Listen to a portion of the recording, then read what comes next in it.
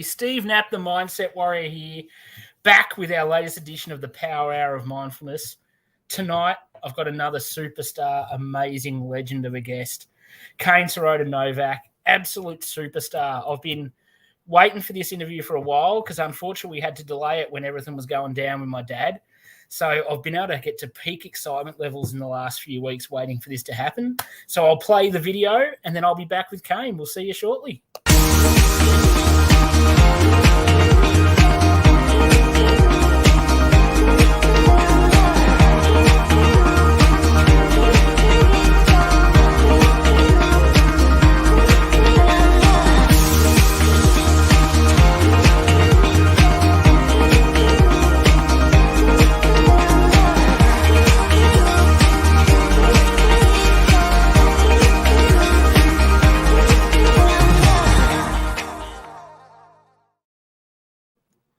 Kane, welcome back to the Mental Health Warriors and for your first journey into the Power Hour of Mindfulness.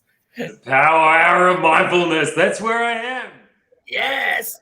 I couldn't think of anyone more powerful around the area of mindfulness to join me. So I think this is going to be, we're going to rock this. Absolutely rock it. It's going to be awesome fun. I've got my dancing shoes on. Yes. Yeah. I'll wear mine. It's not going to be pretty to watch, but we'll run amok anyway. Now, I've got to say, mate, I think from the very first time we spoke, I just picked up on this awesome energy that just emanates out of you. Like you've got this spark of positivity that is just absolutely amazingly infectious. Have you always had that about you, or have you learned it, or is it just from living an awesome life that it's come about? Where's it all come from?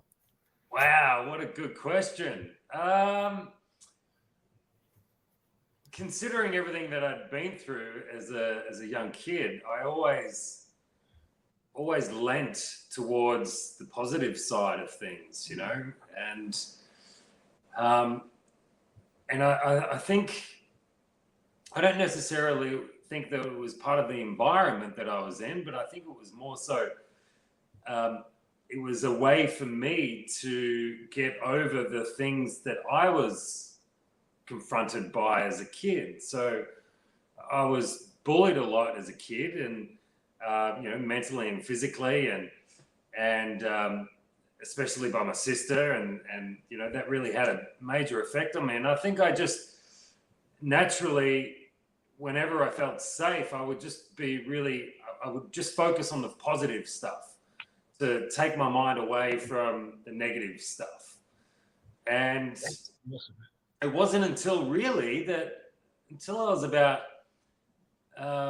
15, and at that point I was still a big kid. So I was a fat kid. So that's what I was getting bullied for, right? So I was a fat kid. Yep. Resonate.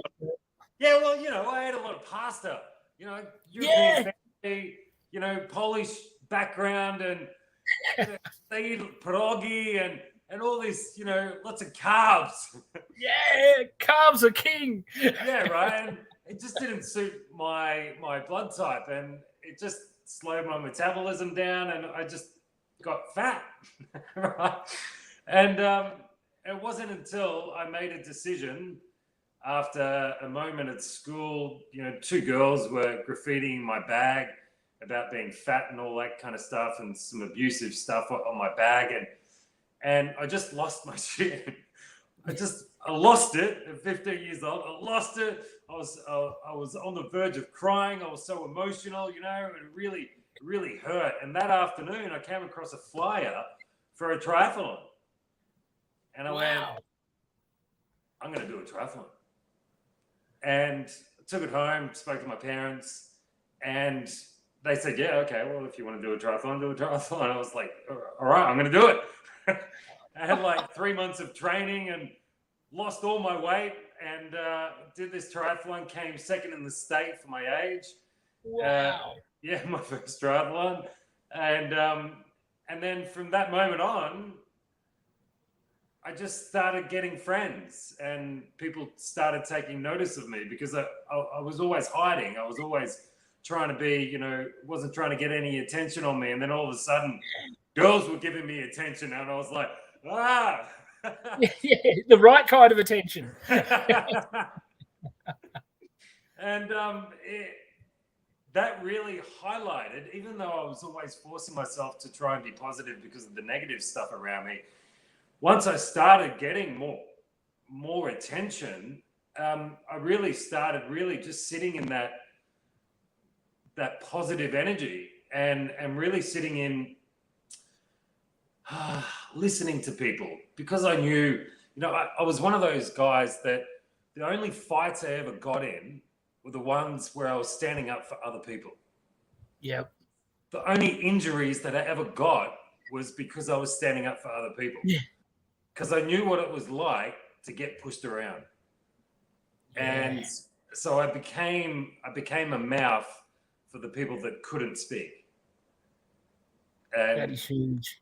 That's just my hallmark now. It's kind of what I live by. I can't stand bullying, and so the way that I see the government going on at the moment, really highlights the essence of bullying. And you sit there and you go, I thought we were trying to get rid of this out of our society. How are we bringing it back in?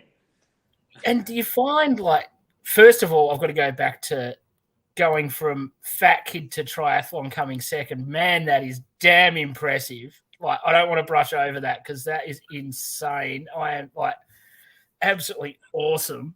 Absolutely awesome. But to touch on what you just said there with government bullying, it's a total different scale to what I think we grew up with bullies. Because at least when we were kids, because I went through quite a bit similar sort of stuff to you, and it was in your face. It was real. You could see it. It wasn't hidden. It wasn't complicit bullying where you'd be the victim, but people are actually making you want to be the victim and choose the punishment, and like you're enjoying it. Like, that's what's going on now, which is probably 10 times more horrific than just some asshole little turd deciding to have a go at your face. Like, actually being controlled and manipulated bullying into being forced to actually pretending you enjoy it. That's horrendous. Yeah, it's like a bad relationship. Yeah, that you can't get away from. But you know what? At the end of the day, you still got to look at the notion, Steve, of the positive side of it, right? There's questions that allow us to dig deeper within our own selves, to really dig deep within our families, in our communities, and ask questions. And life is about asking questions, and especially when you're going through a really bad patch with any challenge that you face, you just have to ask yourself, why is the challenge here? What is it that I have to learn? What do I have to overcome? It's about empowering your own self, no matter what the challenge is, and knowing that you've always got the answers. You just have to search for them. I love that. The answers are always inside us. It is always. So important, isn't it? We've just got to. The quality of your life comes from the quality of your questions that you're asking, and especially the questions that you're asking yourself. If you're asking poor questions, the outcome of your life is probably going to be pretty poor. But when you're digging deeper and you're actually thinking about the quality of what you're going to ask yourself and others, it can elevate you pretty rapidly to a different sort of level of thinking. And I'm sure you found being able to hold on to a positive mindset through challenges and difficulties has set you up so much better for what we've been going through the last couple of years than someone who hasn't done any work on themselves, doesn't dig deep in asking questions, gets caught up below the line in blaming. And because I think that's been a big problem, that if you get stuck just wanting to blame everyone, even if the government is doing a shocking job, just sitting back and blaming them is never going to change how your life pans out. You can't just sit back and criticize. You've got to find what you can do to make a difference for you. Absolutely. And I think in this whole circumstance in the last 2 years, one of the biggest things that comes into it is people actually standing in what is it that they want? What is it that you want? What do you really want? What do you want in your life? What do you respect in your life? what values do you have? Are you going to stand by your values, or are you going to bend and break your values to appease the certain groups that you're in? And that just goes not just for the circumstances of what's happened of late, but just life in general. Really sticking by your values. It's one of the most important aspects that you have inside your soul. When you really discover what's important to you as a human being, and what's important to see in your community, because that your community reflects your own values. If you've got poor values in yourself, you're probably going to have a poor community around you. So it's all about adjusting yourself, which then adjusts the environment around you, so long as you stay steadfast in what it is that you believe. 100%.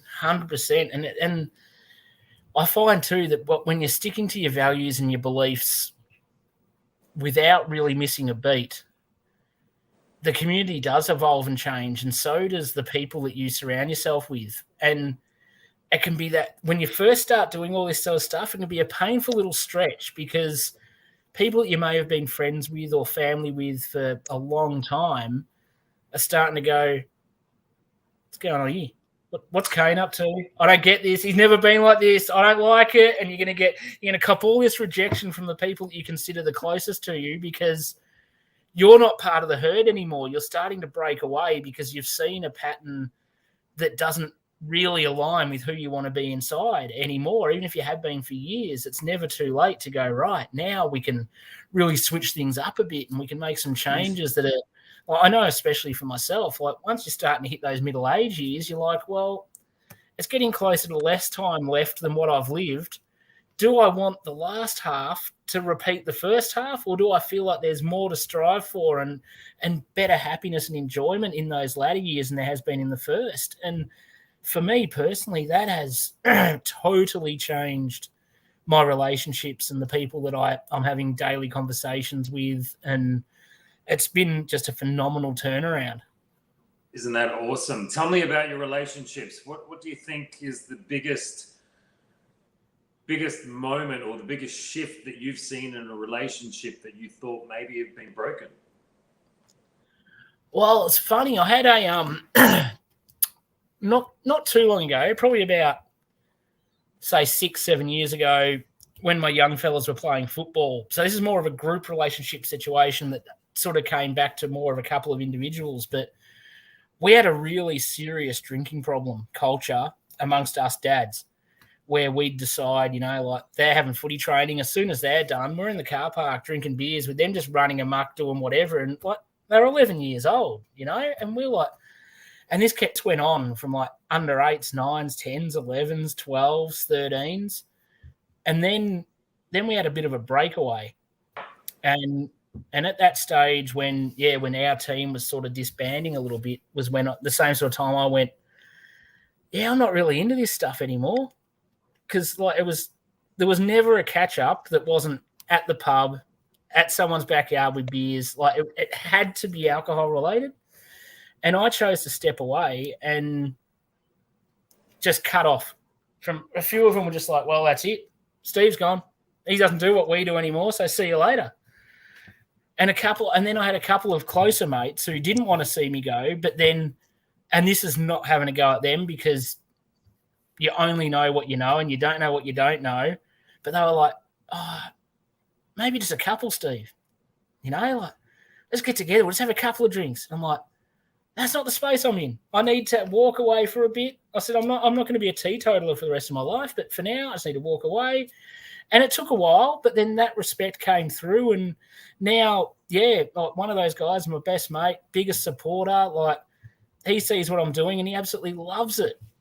But so we grew from a toxic relationship, even though we were best mates. We've both grown out of it. And we still have hiccups and run amok occasionally, but for the most part, we can do things that are such more healthy space for ourselves, for how we think and operate and move forward going ahead, which I think totally changes things. When you can go from a relationship around something that that's so debilitating and horrendous for your health, especially mentally, to be able to come out the other side and then just champion each other and always have each other's back. Like, it was great to see that growth in, like, we just love each other. It's a bromance of the ages. It's just absolutely brilliant. Who doesn't like a good bromance, right? It's got to happen. Your life's not complete as a man until you've got a real solid bromance or two in your life. Absolutely, absolutely. You know, I used to have a very special bromance going on, and it was funny enough. Like, I moved from Melbourne to the Gold Coast when I was 15 or 14, and turned 15. And one of the guys I met in that first year there, Jason Ryan, he and I just got along, right? Yeah. At that time, I was fat and he was skinny. It was kind of like it was fat and skinny, right? It was a yin and yang. And he was my best mate, you know, and we shared everything. We went through the teenage years and experienced, you know, the firsts of so many different experiences. And his mum and dad were like my adopted parents, and his sister was like a stepsister, right? And then he ended up having a really bad drinking problem, and then at 39 he passed away.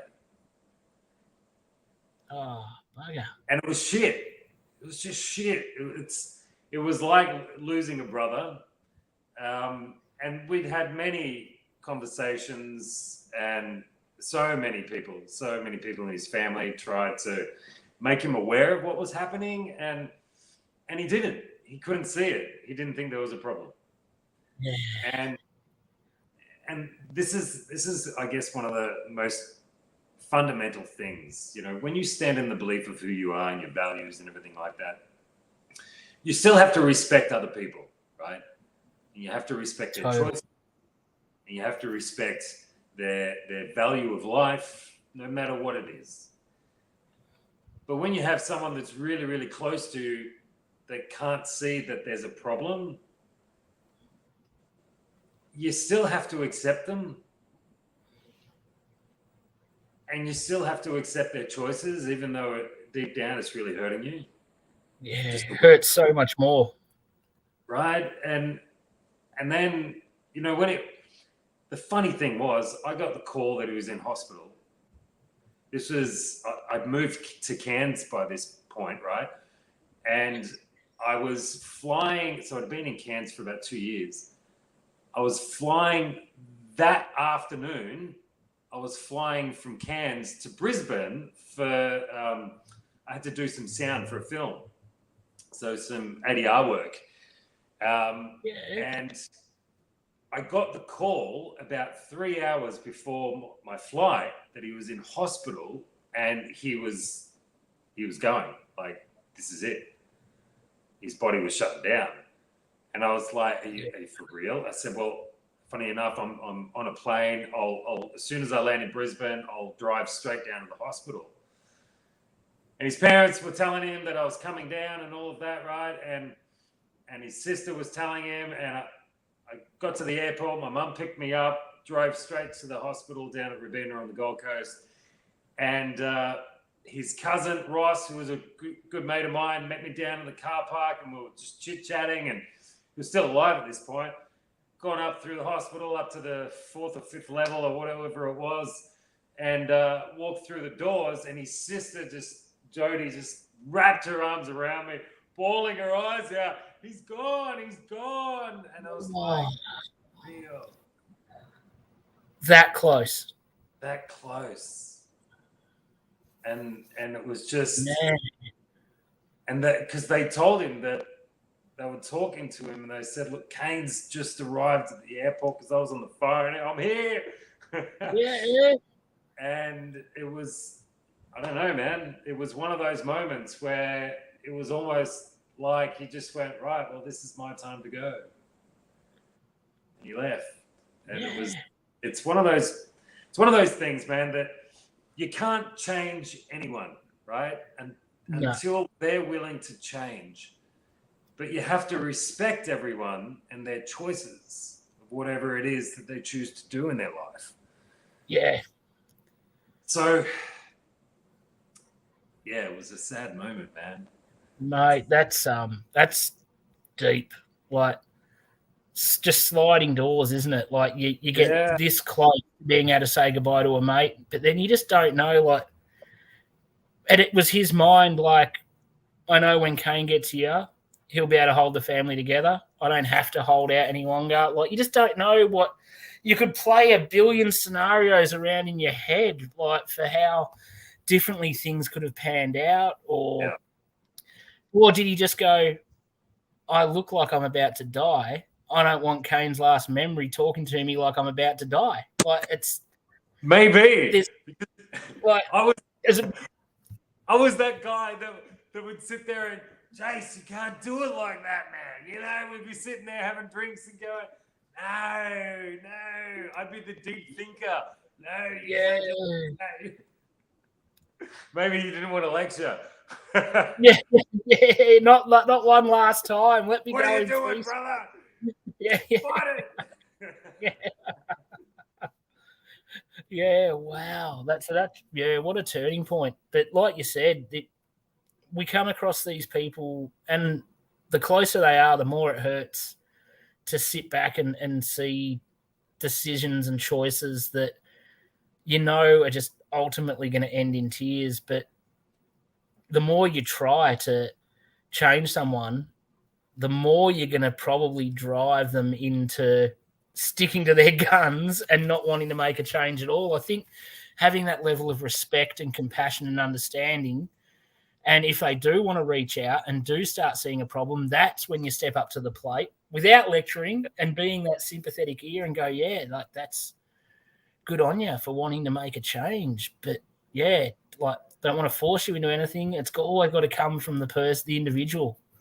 Absolutely. It has to be that call inside themselves, that voice, that fire, that whatever it is, it's something, something happens in our lives and it changes the trajectory of what we thought, what we thought life was about. All of a sudden it's not.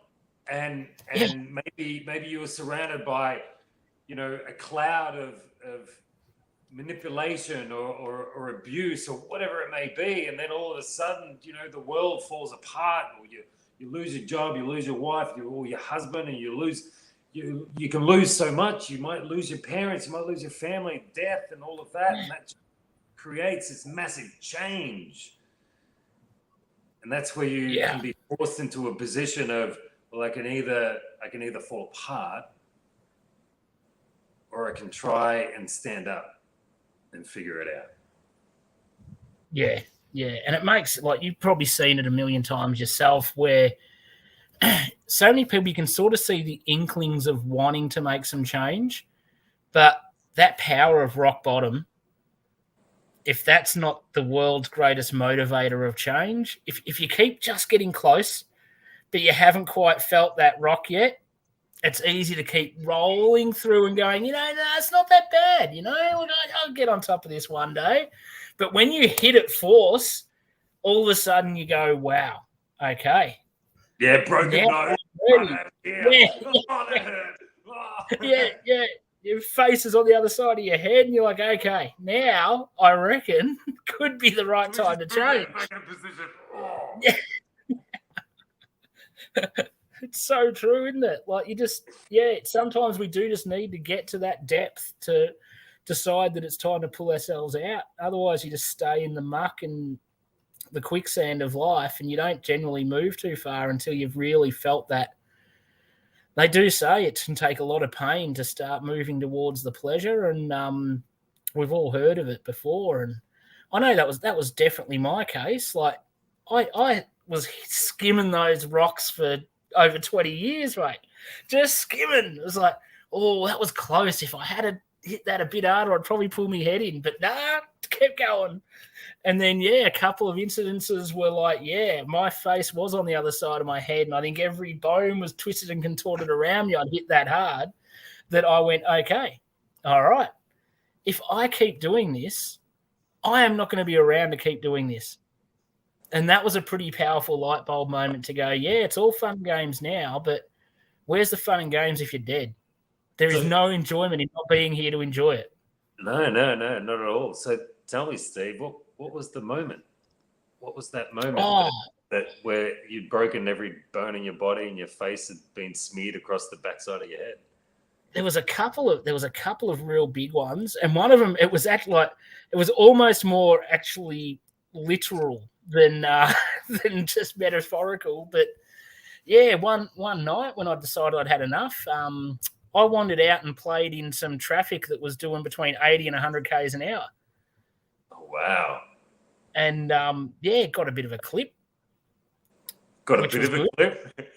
yeah, which was very good. Just a clip. Wasn't a could have been anything otherwise, but yeah, it can, that sort of thing can, and other moments that probably weren't anywhere near as horrific. Hang on, wait a second, Steve, hang on. What got you there? What drove you to that point? That was years to get to that moment. That was years of abuse of myself. That was was the point? There must have been a tipping point that just went, right, get out into the road. It certainly would have stemmed from an argument with the wife, 100% guaranteed. Can't remember words or reasons or anything, and it wouldn't have actually been in the moment. It would have been a couple of hours later, probably 10 drinks deep in my thoughts that went, this is bullshit. You know, when you're not even thinking clearly, like it's just, you don't make lifelong decisions when you're not clear and sound of mind. You make stupid, ridiculous decisions that can have a lifelong impact. And that was from there was when I turned things around, found the coaching space, started deciding that there's a bit to this story, and there's probably people out there that have got some similar struggles that I can put my arm around and have a bit of a chat to. And and so that's, we're going back about 6 years ago, I reckon. So so it's been a pretty big turn since then. Certainly hasn't been all lollipops and rainbows ever since, but it's been a very different journey, so shall we say. Well, you know, when you come up from the bottom, it's not like a straight line, right? Yeah, it was a beautiful. It's just this nice, gentle trajectory. Yeah, up, down. It's like you get almost head above water, and then an octopus uses 8 tentacles to grab you and fling you back down again. Just when you think you got it, just something else just to slap it. You really want this? And that's where gratitude comes in. Like, I never thought years ago that I could be thankful and appreciative of shit stuff. And now I'm so grateful. I mean, I reckon if we go right back to the start with your story, like, you've kind of got to have some level of gratitude for those girls picking the crap out of you and drawing on your bag, because you walked out of there and gone, screw you guys, I'm doing a triathlon. Like, check this out. If you hold on to that negativity and just go, oh, this is just shit, you're never going to make that move, are you? And go, well, this is my point. This is where I'm going to turn things around. Sometimes you just got to be thankful for the crap. Absolutely. Yeah, I 100%. And I think that's, you know, gratitude has to exist on all areas. And funny enough, I was chatting with a friend of mine, and you know when people carry bags of shit, a semi-trailer of shit, right? Yeah. It used to be good at that. That's their story. That's my freight train behind me. You should see this shit in that. Right? I was talking, it was like, you know, rather than thinking it or picturing it like it's a bag or a truck or a semi-trailer of shit, look at your shit like a gallery, like an art gallery. Put up everything in there, the good, the bad, the ugly, and let people walk through and go, hey, man, this is my life. This is the journey. You want to see this? Yeah. This is like a movie. That's awesome. Wait until I write the book. Blow your mind. Amazon bestseller. Right, because one thing, especially men, right? Especially men. Bloody men.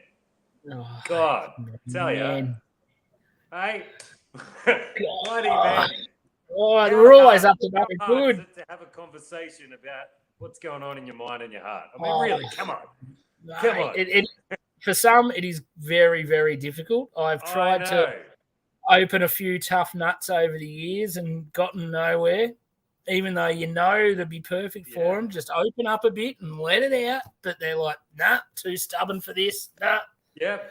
It's like so many problems. Like one of those Houdini safes, you got to get the blowtorch out, you got to get the TNT out, you got to we'll get it out here. We'll get it out. Yeah, just blow that shit up. There's this fear about being vulnerable for men, There's this fear that people are gonna look badly upon me. But what they don't realize is that the respect that a man gets when he can actually delve inside and allow his vulnerability to come forward and talk about what's going on and actually really share it, there's a respect there that is second to none. I mean, I couldn't agree more. See it. Yep. And it's just trying to get men to go, hey, bro, just let your life be a gallery. Let people in and see the artwork, because we all have it. So good. Yeah, we've got shit shows all over the walls everywhere in our lives. Exactly. Come over here. Them. This is my Picasso section. Yes. Oh, that was the 80s. Oh, come and check out my Andy Warhol one.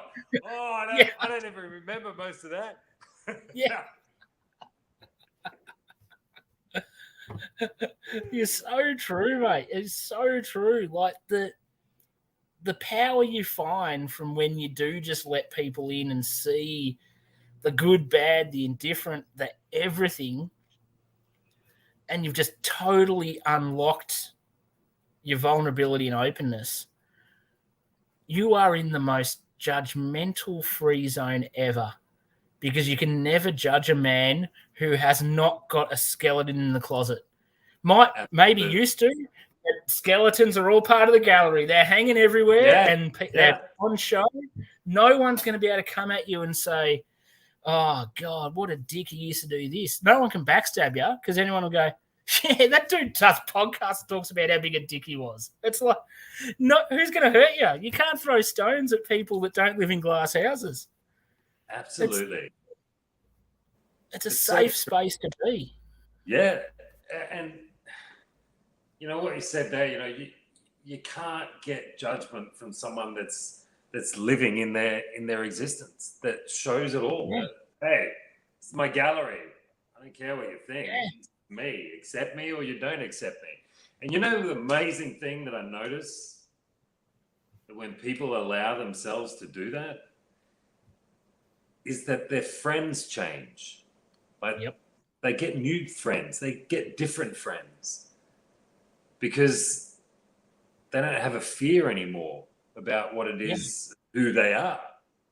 They just go... Yeah, there's no hiding in the shadows. Yeah. Exactly.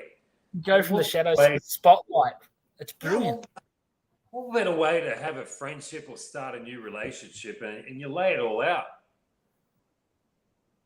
Right from the beginning, right from the word go, you just go, right, come and have a walk through my gallery. You're going to see the kind of person I am, the kind of man I am, or the kind of woman I am. And we're just going to have a little wander, have a little chat. You can ask me some questions, whatever it may be. If you don't like me after that, well, then maybe it's not a good relationship. Yeah, at least you know what you're in for. If you stick around, no complaints, no excuses. I've shown you what's here, and You never, and if you do open up the gallery, it's funny how many people are going to walk through and go, you wouldn't believe it. I've got that painting in my gallery. I've got that one too. I've got one that's bloody similar to that. And then you open the conversation, and then you get that beautiful expression of compassion and openness between two souls that have just gone, yes, I hear you. I see you. I have been there. Hallelujah. It's like, it's brilliant. It's just like a card game. The first person that shows their cards gives everyone else the opportunity to show theirs too. Great analogy. Yes, spot on. The moment that we actually dig deep and go, hey, I'm just going to share a bit about me. I'm going to share a couple of stories, a couple of challenges. The moment you do that, it gives permission to the other person to do the same.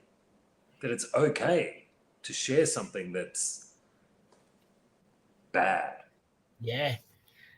And I think we're lucky in the time we're in. Like, it certainly wasn't like this growing up in the teen years and probably early adulthood. But now the change in the last 20 years we've got a long way to go with us fellas, but at least now there is so many more blokes that are happy to go, yeah, that was tough. Like, I've seen more men cry in the last 20 years than I did in the first 25 by 100-fold.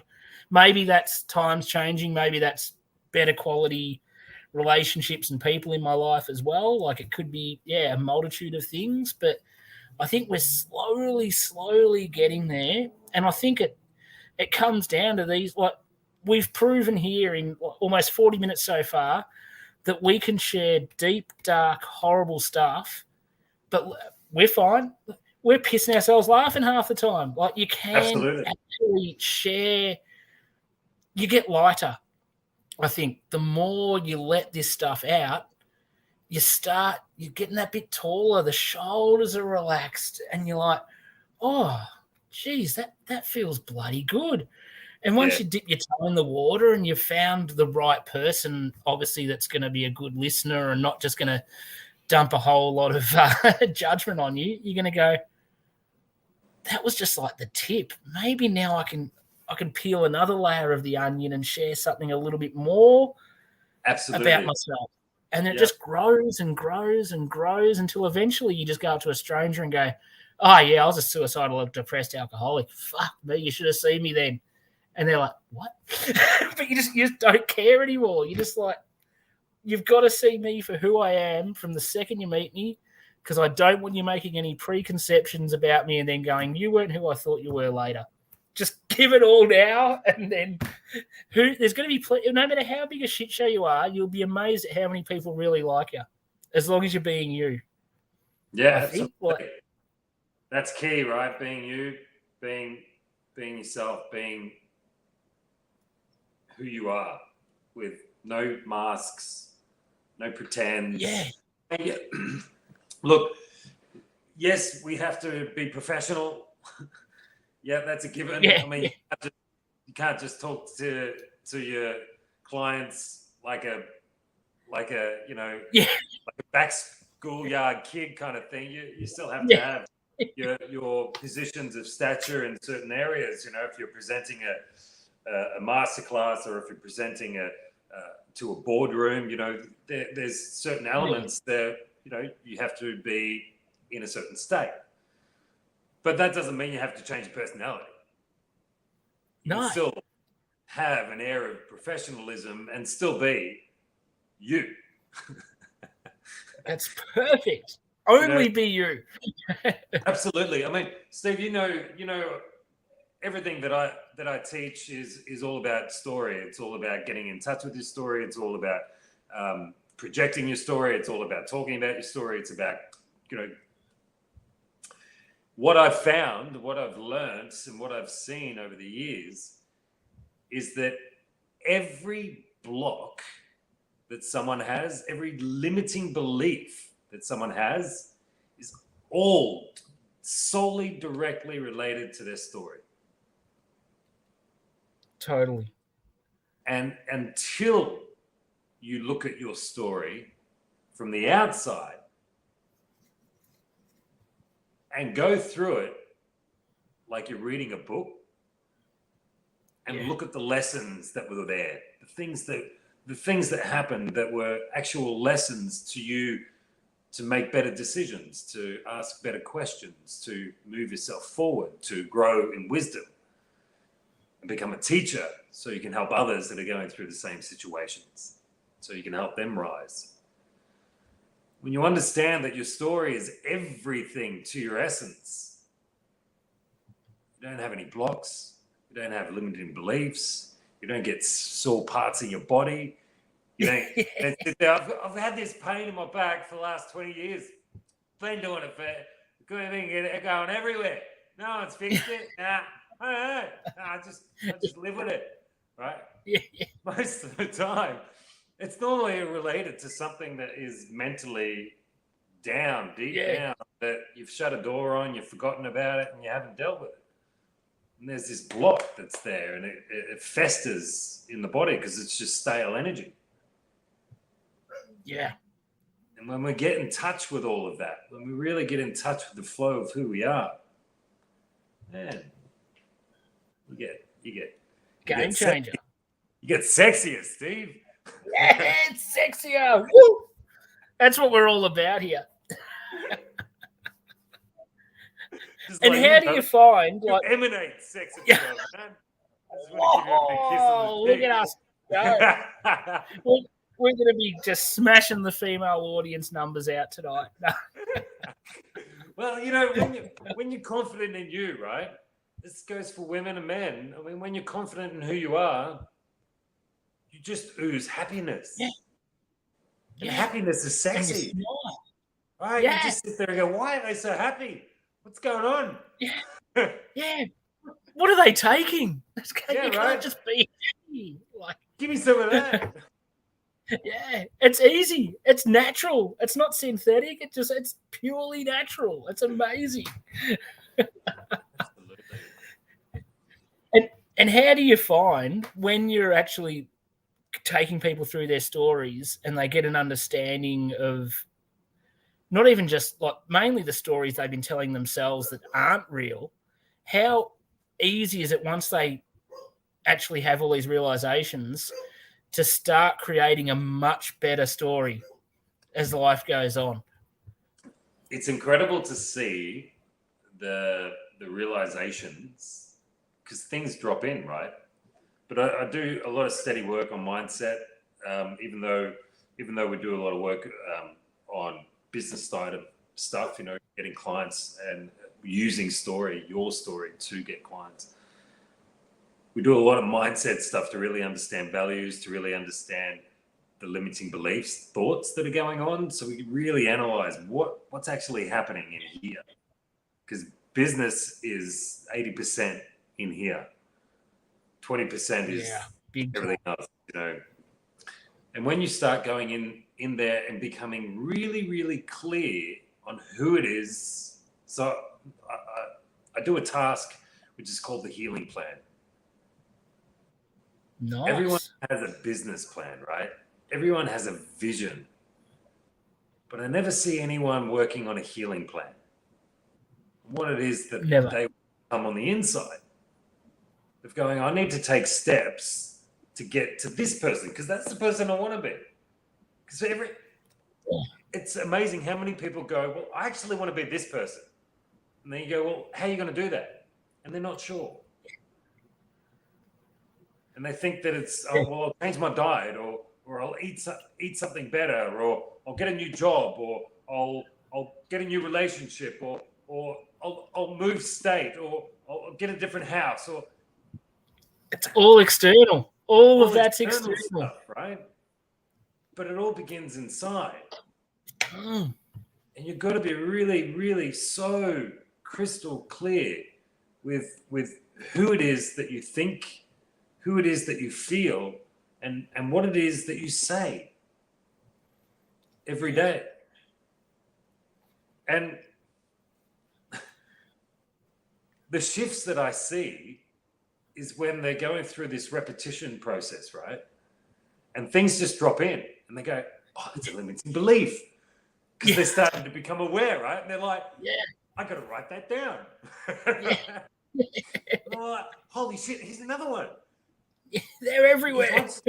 Because once you start focusing on the positive, the negative really stands out. So you're really focusing on, okay, I've got to shift that. I've got to start looking at the positive stuff, looking at the positive, I want this in my life. I want to create that. I want to connect with that. I want to connect with this person. I want to create beauty and love. Once you start doing that and something negative drops in, it's like, ooh, negative. Yeah. And obvious. Right, got to write that. Kane told me to write that down. Keep track of that shit. Right, because once you know what it is, because you can't change anything that you don't know that's there. 100%. If you don't know what it's there, you can't change it. It's like a deep-seated memory. Like, I was sexually assaulted when I was 11 years old, right? And I had such an anger after it, right? Yeah. So angry. I wanted to kill this person. As an 11-year-old, I wanted to kill them. I was so angry. And then I blamed myself. I didn't tell anyone about it, but I blamed me. But I shut the door on it. I shut it down from a memory. And I tried to block it. And I lived my life with that thought process in there. Yeah. So with that just hiding deep down. Deep down. Not gone. Hiding deep, but not gone. And you've forgotten about it. And you're like, and there's moments that might trigger you and you get angry for some reason. You go, I don't even know why I got angry. Yeah. Where did that come from? Because what we forget is that memories are connected, thoughts are connected to an emotion, memories are connected to an emotion. It's all energy, right? Everything's that energy base. And if you shut and lock something down, put a lid on it, and this will never come out. It'll never come out.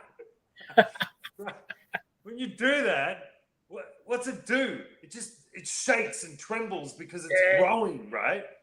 Until it explodes and shatters that jar into 1,000 pieces, and you get shrapnel damage and piercings everywhere, and you go, what just happened? Where did that come from? I didn't even know that was there. And there was a moment for me where I was listening to Les Brown. Nice. In the kitchen. Yeah, I love Les, man. He's like daddy, right? Just cool. Yeah. He's cool. How the hell it is. And he was talking about forgiveness. And that if you're angry about something, it's like something from the past. If you're angry about something from the past, it's like drinking poison and hoping that the other person dies. And I was walking to my fridge and I was really thinking about it. I was like, I wonder if there's anyone that I haven't forgiven, right? I opened the fridge and it just hit me like a wave. But holy shit. I never forgave that person for that scenario. And I started bawling my eyes out. Yeah. And this is only like 2 years ago. So that's a long repressed lot of energy bouncing around, hidden away. And that's coming from someone who lived a really positive life, who worked in the film and entertainment industry for, on 30 years and was always known as the positive one. Yeah. The one that you could sit there and talk about your problems with, right? And you don't realize how deep things can be, because I fell into a depressive state about 7 years ago. And that was partly because I wasn't working in my industry. I was living in a little town. I didn't know how to deal with it. I wasn't doing anything for my growth. Yeah. But when you've got hidden secrets, that you're not accepting, they're the echoes that spin your head. So that was like the missing piece from your gallery, wasn't it? Right. That was the one bit that was holding back, just niggling away without knowing what it is. Absolutely. There's like, you see the mark where the painting used to hang. You're like, what is supposed to be there? There's something missing. That's my right, and it's so true, because the moment that you allow it to open and release, the moment that you actually accept that that was part of your journey, that's part of you, that's part of who you are, your makeup, it's part of certain decisions and things that you did in your life. Yeah. The moment that you accept that is the moment that you can forgive it. How much power does that hold? Like being able to, the release of energy, to not be holding on to blame and hate or anger, to let that go.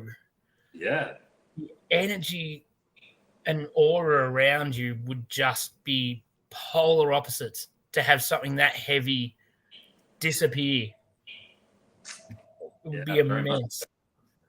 It was a massive, because I've been working a lot of mindset by that stage, a lot. Yeah. And I was coaching as well, learning coaching. I was doing a lot of psychological stuff, and that's what I mean. You just don't know, and that's the beautiful journey when you're trying to discover your own story and really understanding it, really understanding that it's just a book. Nothing's going to hurt you from it. But if you don't release the energy and the emotion that was connected to it, if you don't allow it to release, it'll hurt you. That'll hurt. Yeah, big time. It'll turn into some sort of physical ailment, right? You'll get sore, you'll have, long-term illnesses, things like that, because your body's trying to let you know something. It's a problem. Yeah. You've got to start flowing. If you don't flow, I'm going to stop you in your tracks. Yeah, you're not going anywhere until you work out what it is. Yeah. So it's always about being really clear about what's going on in the whole fabric of the memory state. Really allowing that to be the blessing. Memories are a blessing, no matter how good or bad they are. Yeah. It's your life. It's better than the alternative of having no memories, isn't it? When you get to the point of no memory, life's over. Absolutely. I mean, this is the funny thing. This is the interesting thing, right? I really love to try and figure this out. I'd like to do a study on it. The Alzheimer's and dementia is growing, right? Which is really sad. It's a horrible, horrible thing. Yeah. But what you understand with epigenetics and the way the body works and the way quantum physics works and the way that cells communicate inside the body, that the mind is the central point, right? And it sends out thoughts. Well, the cells don't, your mind isn't going, okay, so you group of cells behave this way, and you group of cells, you're going to behave this way, and you group of cells over there, you just behave this way. It doesn't work like that, right? It's whatever the mind is creating, the cells are doing. Yeah, 100%. So if you're shutting down memories, if you're locking things away and pretending that it never happened, you're actually telling them, your mind is telling your memories, shut it down, shut it down, shut it down, shut it down. Yeah. So if you're doing that consistently over decades, the question would be, would that have an effect on the way that the cells are actually communicating, and would they destroy themselves? Would they start becoming carnivore? Destroy. Yeah. It makes a lot of sense. It's an interesting theory. It's something that I've discussed with a couple of people, and I'd really love to do some research on it and really figure out, if that's the case. If there is a way that we can actually release our memories, which would that be something that would enhance our memories? Yeah. There is so much to dig into there. There's so much. I know we've discussed it before and you blew me away then. And I'm like, I'm still none the wiser now, but it makes so much sense to me. It's like, if everything we understand now, the way our cells and neurons and that wire together and talk to each other, on some level, what you're saying has to be totally spot on. It just has to be that so much time of doing a particular thing is going to create a point in time where that thing is all there is. You've forgotten every memory intentionally for so long that your mind goes, right, you've been forcing me to do this forever. Now we're telling ourselves, right, that's it. I might accidentally sneak a memory in here or there, but for the most part, no, you wanted it, you get it. Yeah. It's horrible it is to say that it's something that we bring on ourselves, but yeah, it does make a lot of sense. Yeah, it's quite interesting, hey? Massively. Theory. It's a theory. Everything starts from a theory. What's anything without a good theory? Nothing. Yeah, exactly. Yeah. And it's a theory worth investigation. Absolutely. I know not long ago I read a book called Lifespan. Can't remember the author, but does touch on a few of these sort of topics as well. Well worth a read. And yeah, much how he sees no reason why we shouldn't all be living to well into our hundreds, but totally healthy. There's so many things that can be changed through our mind that can make us he goes, obviously no one wants to live to 130, but be a cripple and useless. He goes, what I'm suggesting is we can get ourselves to be living that long, like probably someone in their 50s or 60s now. And I'm like, sounds pretty cool.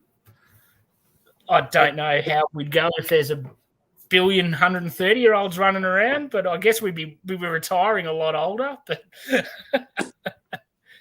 it'd be a bit of fun. Maybe we're the ones, the oldies. We'll go to Mars. Why not? Why not? We'll do that. You deal with this stuff. Yeah, there's got to be some critters up there. We can work on their mindset and get them feeling better about what's going on in their world.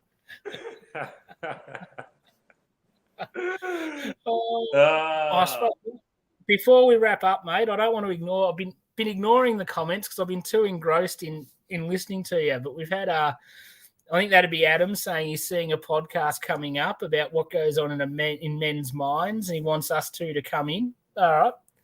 Great. Well, I don't know. Kane and I don't like to talk much. I don't know if we'd be great in a podcast arena. It's not really our thing. But no, I'm sure we could make a special appearance. Absolutely. And the great Maria Soul said, men in touch with their vulnerable side are sexy, and then backed that up with haha, and Kane just confirmed it. Boom! Out! Yay! And she's also said, yes, thought equals emotion, and trapped emotions fester in the body. That's why I love working with both in my coaching and healing work. So powerful in nurturing way. Emotional freedom is something we all deserve. Absolutely. Yeah. What a beautiful words. Brilliant. Emotional and then freedom. Emotional. Not many of us get to enjoy emotional freedom. We get caught up in it, and we've got a Facebook user, unfortunately, which means I don't know exactly who it is because it's without people watching through the Warriors group.